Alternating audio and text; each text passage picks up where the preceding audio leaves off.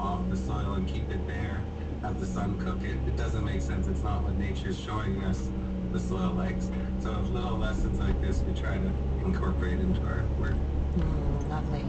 And as food prices continue, to rise in many of our communities, some might be curious as to how to start something like this. What kind of advice would you give other communities who want to break ground, so to speak?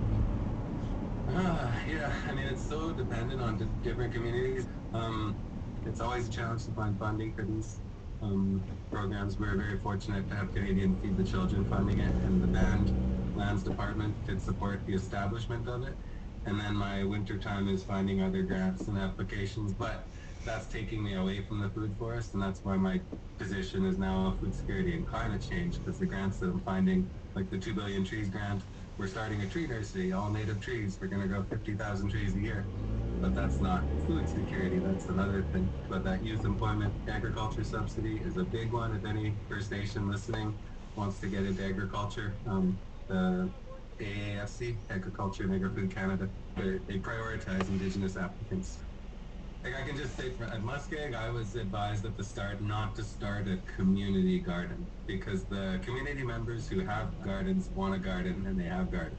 The people that don't have gardens aren't going to come out and help in a community garden necessarily. But if we create a nice space where people want to be, then the help might kind of become a natural side effect of just bringing people to this space. And that's kind of the goal we were going for here.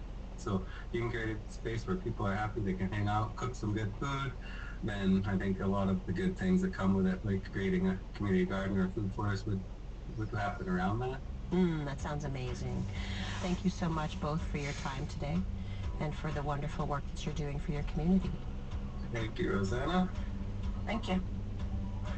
Stephen Wigg is Muskeg Lake's Food Security and Climate Change Manager.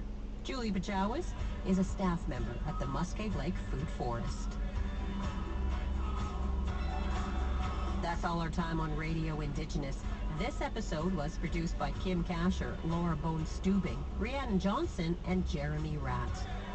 You can always find more on our website, cbc.ca/unreserved. Download the podcast on the CBC Listen app or from your favorite pod places. I'm your favorite cousin, Rosanna Deerchild, coming at you from Winnipeg in Treaty 1 territory.